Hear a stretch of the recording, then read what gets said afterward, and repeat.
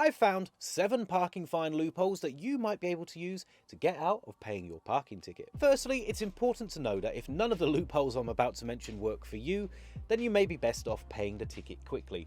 For lots of tickets, you actually get a 40 to 50% reduction if you pay within the first 14 days of receiving the ticket.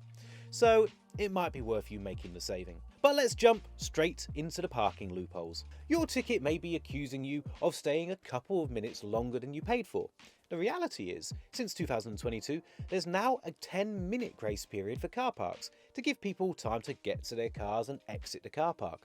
So if a civil enforcement officer or a private firm attendant issued you with a parking fine when you overstayed by less than 10 minutes, you could use this loophole to get out of having to pay. In fact, if your ticket was issued somewhere like a supermarket, then it might be worth speaking to the store manager, as they can often get a ticket cancelled for you.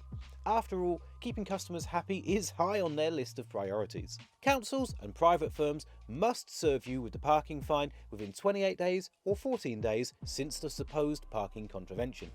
They can do this by leaving the ticket on your vehicle or by sending you it in the post. If they don't serve the parking ticket in this time frame, then the fine may no longer have to be paid.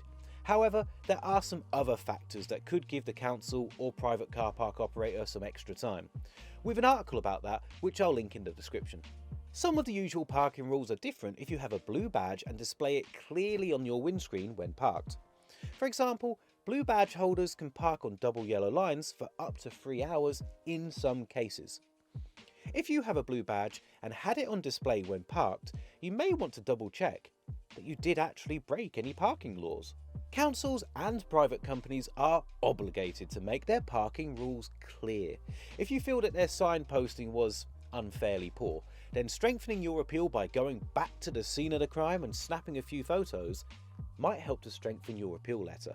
Broken parking machines are one of the most common excuses for getting out of paying for a ticket. However, some private car parks state that you should not park when the meter isn't working. But are those signs clearly marked and easy to see?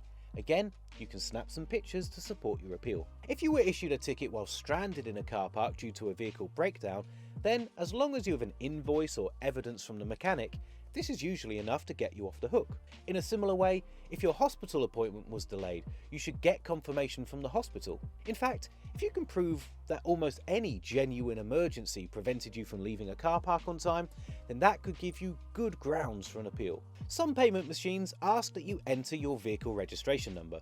If you got a ticket simply because you entered your registration incorrectly, then you shouldn't have to pay. Whichever loophole you're using, the hardest part is writing the actual appeal letter itself. Writing the letter can be daunting. It's hard to be totally sure what to say. A popular option is to consult a solicitor who can help to make your appeal airtight. There's many online solicitors that work out cheaper and easier than meeting in person. JustAnswer, for example, only costs £5 for a trial, and I know a guy who saved £271 on his ticket doing just this. I've linked that offer in the description, and if you use that, you'll also be supporting Money Nerd, so thank you.